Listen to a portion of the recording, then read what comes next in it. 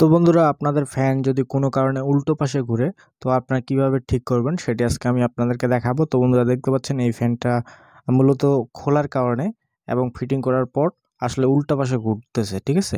তো আজকে আমি আপনাদেরকে দেখাবো যে আপনার ফ্যান যদি কোনো কারণে উল্টা পাশে ঘুরে, তাহলে আপনি কিভাবে সেটিকে সঠিক নিয়মে ঘোরাবেন। তো এর জন্য দেখেন আমি জাস্ট কি করব, এখানে আপনার যদি ক্যাপাসিটরের তার আপনি উল্টাপাল্টা করে লাগান, তাহলেও কিন্তু আপনার ফ্যান উল্টা পাশে ঘুরতে পারে, ঠিক আছে। তো আপনারা সুন্দর করে ক্যাপাসিটরের যে তারগুলা এগুলা উল্টাপাল্টা করে দেখবেন, ঠিক আছে।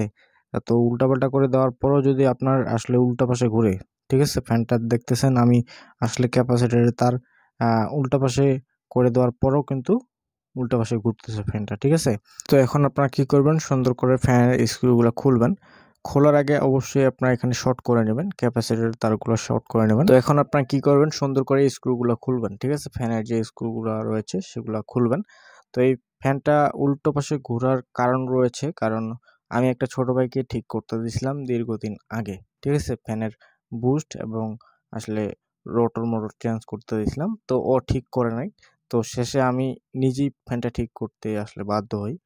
তো কিছুদিন আগে আমি আসলে বুস্ট এগুলো চেঞ্জ করে দিয়েছিলাম। তো বুস্টগুলো চেঞ্জ করার পর আসলে ফ্যানটা আসলে উল্টো দিকে ঘুরতেছে। আমি আসলে তারপরে দেখলাম যে লক্ষ্য করলাম যে ফ্যানটা আসলে উল্টো দিকে ঘুরতেছে। তো উল্টা পাশে ঘোরার কারণ মূলত হচ্ছে এই যে আর্মেচারটা, এই আর্মেচারটা উল্টা পাশে বসানো হয়েছিল, ঠিক আছে। তো দেখেন আর্মেচারটা আগে এরকম ছিল, এই যে আর্মেচারটা আগে এরকম ছিল, আমরা এখন এটা উল্টিয়ে এই পাশে করে দেবো, ঠিক আছে। তো দেখতে পাচ্ছেন আর্মেচারটা আমরা সুন্দর করে এই পাশে করে দেবো, আগে এই পাশে ছিল এখন এই পাশে দিব। ওকে। তো আপনারা কি করবেন, সুন্দর করে আর্মেচারটা উল্টো দিকে দিবেন। আমি যেভাবে দিলাম আপনি ঘুরিয়ে দিবেন, তাহলে কিন্তু আপনার ফ্যানটা সঠিক নিয়মে ঘুরবে, ঠিক আছে। তো দেখেন আমি সুন্দর করে এখন ফিটিং করে দিব, তাহলে কিন্তু আমার ফ্যানটার কাজ একদম কমপ্লিট এবং ফ্যানটা সঠিক নিয়মে ঘুরবে এবং বাতাসও কিন্তু সঠিক দিকে প্রবাহিত হবে, ঠিক আছে। তো এখন আমরা সুন্দর করে স্ক্রুগুলো লাগিয়ে জাস্ট ফ্যানটা ফিটিং করে দিলেই আমাদের কাজ কমপ্লিট। তো আপনারা দেখতে পাচ্ছেন যে আমি সুন্দর করে কীভাবে ফ্যানটা ঠিক করলাম, উল্টো পাশে ঘুরতেছিল, আমি এখন সুন্দর করে ফ্যানটাকে সঠিক নিয়মে ঘুরিয়ে আপনাদেরকে চেক করে আপনাদেরকে দেখাচ্ছি, ঠিক আছে।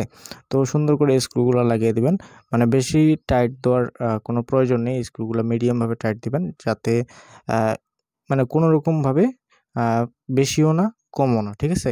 মিডিয়ামভাবে টাইট দেওয়ার চেষ্টা করবেন, কারণ বেশি স্ক্রুগুলো টাইট দিলে হয় কি, আসলে আপনার শেপটা অনেক শক্ত হয়ে যায়, সেক্ষেত্রে কিন্তু শেপটা জ্যাম লাগে গেলে কিন্তু আর ফ্যানটা ঘুরতে চায় না। তো আপনারা এ ধরনের সমস্যা কিন্তু আপনারা বাসায় বসেই আসলে ঠিক করতে পারবেন। এখানে কিন্তু কোনো একটা মিস্ত্রির কাছে গেলে আপনার এখানে কিন্তু ১-১৫০ টাকা চার্জ নেবে। আপনার ফ্যানটারই দাম কিন্তু হচ্ছে ৩০০ থেকে ৩৫০ টাকা। তো আপনার মিস্ত্রির কাছে এই ছোটোখাটো প্রবলেমের জন্য যদি আপনি মিস্ত্রির কাছে যান, তাহলে কিন্তু আপনার ১-১৫০ টাকা খরচ হবে। এই ক্ষেত্রে কিন্তু আপনার লাভের থেকে লস সম্ভাবনাটাই বেশি, ঠিক আছে। তো দেখেন আমি ফ্যানটা এই পাশে ঘুরতেছিল, এখন এই পাশে ঘোরাবো, ঠিক আছে। তো দেখেন আমি সুন্দর করে এখন লাইন কানেকশন দিয়ে দেবো।